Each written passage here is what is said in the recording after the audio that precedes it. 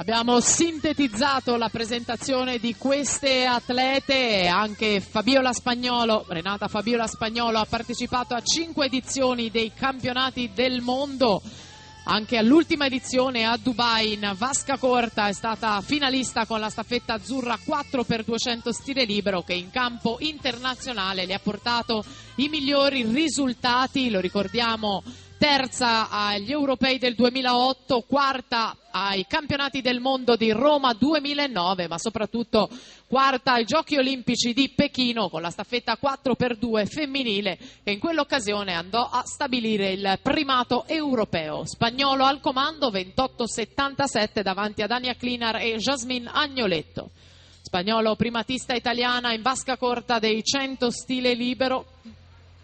Si porta a casa anche il passaggio a metà gara, un vantaggio da gestire sulla Agnoletto di 61 centesimi, 59-20 contro il 59-81 dell'Agnoletto, vicinissima anche Ania Klinar in 59-89 a metà gara.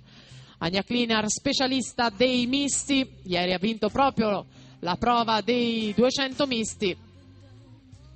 Tanto ancora la Spagnolo al comando, l'Agnoletto si è aggiudicata ieri mattina la gara dei 400 stile libero.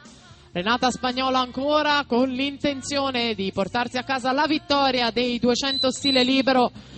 1.29.94 il passaggio, decisamente inferiore rispetto a quello di Caterina Pesce, che detiene la miglior prestazione fino a questo momento, 2.03.92.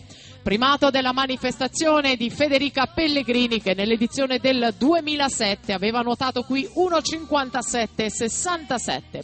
E dunque c'è battaglia per l'argento e il bronzo, non ci sono dubbi per la vittoria che va a Renata Fabiola Spagnolo, fiamme azzurre in 2.01 e 02 davanti a Jasmine Agnoletto, che ha la meglio sulla Klinar nel